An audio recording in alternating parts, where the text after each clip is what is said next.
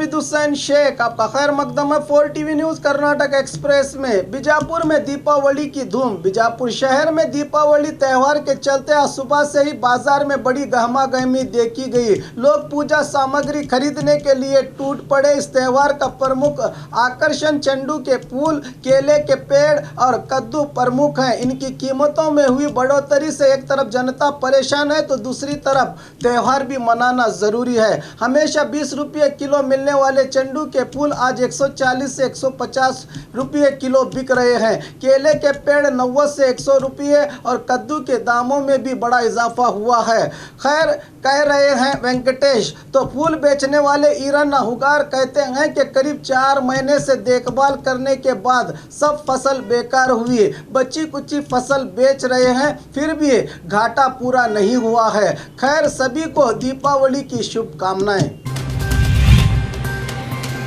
बाढ़ पीड़ित जनता भिखारी नहीं है। बसनगौड़ा पाटिल अपने विवादित और तीखे बयानों के लिए प्रसिद्ध बीजेपी बीजापुर नगर विधायक बसनगौड़ा पाटिल ने बागलकोट में मीडिया से बात करते हुए कहा कि महाराष्ट्र हरियाणा में बीजेपी की हार का प्रमुख कारण बाढ़ है। जब देश की बात आती है तो मोदी का नाम आता है। उसी तरह विधानसभा और जिले के चुनाव में स्थानीय नायकों को अहमियत देनी चाहिए। बाढ़ पीड़ितों पर कहा कि बाढ़ पीड़ित भिखारी नहीं हैं, परेशान जरूर हैं, इन्हें परिहार देना जरूरी है। महाराष्ट्र विधानसभा चुनाव में कोई भी जिम्मेदारी न दिए जाने पर पूछे गए सवाल का जवाब देते हुए कहा कि मुझे कोई जिम्मेदारी तो नहीं दी गई, मगर मैंने देखा कि हारने वाले नायक प्रचार में सबसे आगे रहे, इससे पक्ष को नुकसान होने का अंदेशा है, कहा बसनगौड़ा पाटिल यत्नाल ने।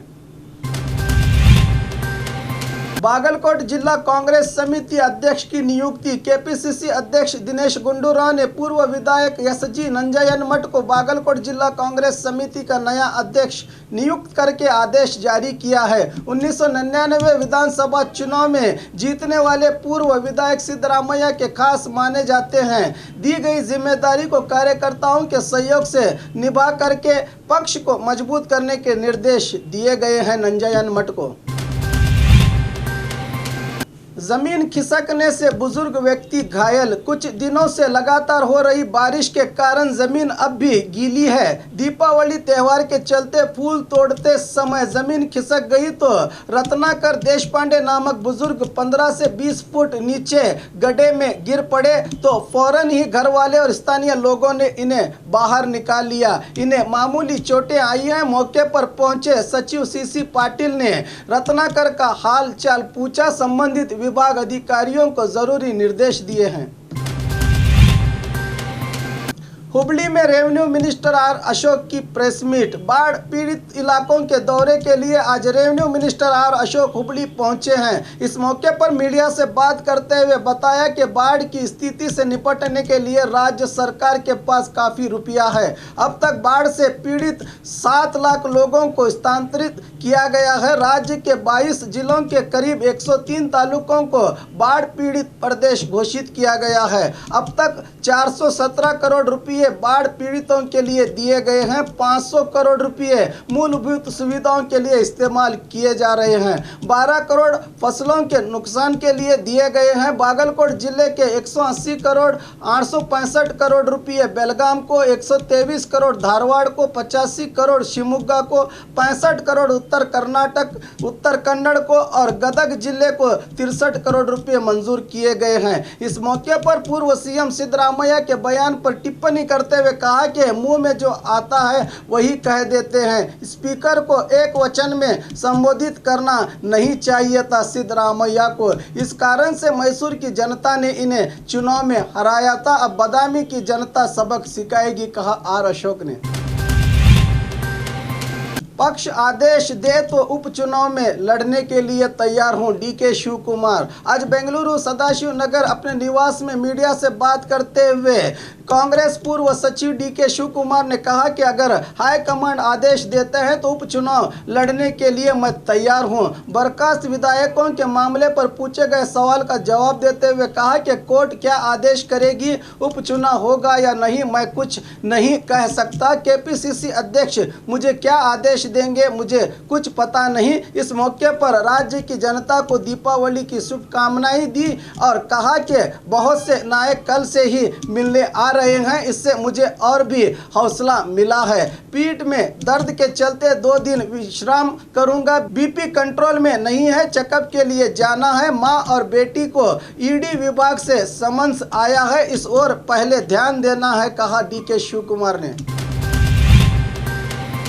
अब 100 के बदले 112 होगा इमरजेंसी नंबर। बेंगलुरु का 100 हेल्पलाइन नंबर बहुत जल्द बदलने वाला है। अब एक देश एक इमरजेंसी के तहत एम्बुलेंस, पुलिस और अग्निशामक दलों की मदद पाने के लिए एक ही नंबर रखा जाएगा। अक्टूबर 30 को सीएम येडियुरप्पा इस योजना की शुरुआत करेंगे। अब राज्य में इमरजेंसी सेवा के लिए 112 नंबर ही जारी किया जाएगा। अब तक 100, 101, 102, 108 ये नंबर अस्तित्व में थे।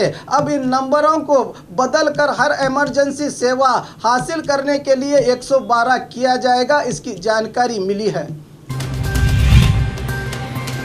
कर्ज के कारण जहर पीकर किसान ने की आत्महत्या। बीजापुर जिला सिंदगी तालुका के गनिहार ग्राम में ये घटना घटी है। 50 साल किसान बसप्पा वालीकर ने अपने 8 एकड़ खेत में तोर की उगाई की थी। फसल बर्बाद हो जाने से सिंडिकेट बैंक से लिए गए 5 लाख रुपए कर्ज की अदायगी को लेकर चिंता सताने लगी तो जिंदगी से मायूस होकर ऐसा दर्दनाक कदम उठाया किसान ने। सिंदगी ग्रामीण पुलिस थाने में हुआ है मामला दर्ज।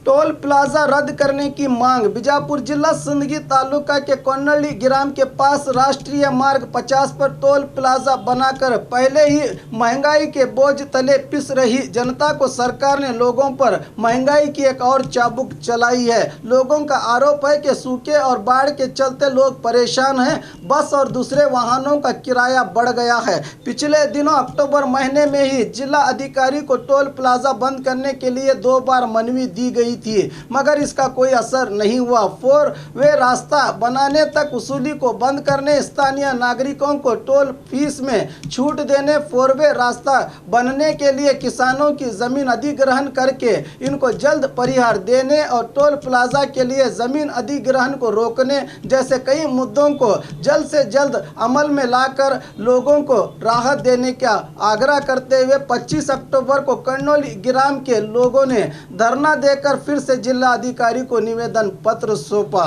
इस पर कब कार्रवाई होगी ये तो समय ही बताएगा।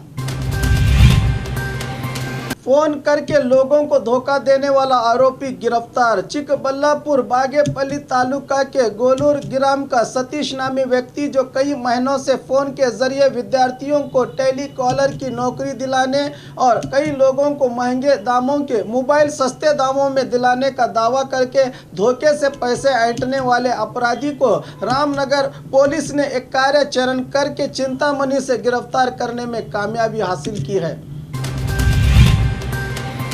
हम सब बीजेपी में शामिल होंगे, एच विश्वनाथ। जेडीएस के बागी विधायक एच विश्वनाथ ने कोडगु जिला विराजपेट तालुका के बालगुड़ी में मीडिया से बात करते हुए कहा कि हमने ही बीजेपी सरकार की रचना की है। हम सब निलंबित विधायक जरूर बीजेपी में शामिल होंगे। मैं उपचुनाव में हुनसुरु क्षेत्र से चुनाव लड़ूंगा। मुझे टिकट मिलने का पूरा विश्वास है। यहाँ की जनता पर पूरा भरोसा है। यही जनता मुझे फिर से जिताएगी। डीके शिव कुमार के भव्य स्वागत पर पूछे गए सवाल का जवाब दिया कि अपने नायक का जनता स्वागत करती है, इसमें गलत क्या है, कहा विश्वनाथ ने।